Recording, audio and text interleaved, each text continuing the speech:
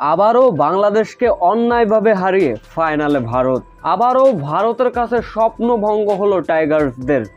বিস্তারিত জানতে ভিডিওটি না টেনে সম্পূর্ণ দেখার অনুরোধ রইল। নারীদের এশিয়া কাপের সেমিফাইনাল ম্যাচ, যেখানে বাংলাদেশকে এমনভাবে হারিয়েছে ভারত, তা এক প্রকার অন্যায়। সেমিফাইনাল ম্যাচ হতে পারত টান টান উত্তেজনা, কিন্তু সেটা আর হলো কই। শ্রীলঙ্কা আয়োজিত নারীদের এশিয়া কাপের সেমিফাইনালে ভারতের বিপক্ষে আগে ব্যাটিং করতে নেমেছিল বাংলাদেশ, কিন্তু বাংলাদেশের ছিল ব্যাটিং বিপর্যয়ের গল্প, যেখানে ভারতকে মাত্র 81 রানের লক্ষ্য ছুড়ে দিয়েছিল বাংলাদেশ। বোলিংয়ের মতো ব্যাটিংয়েও বাংলাদেশকে পাত্তা দিল না ভারতীয় টপ অর্ডার ব্যাটাররা।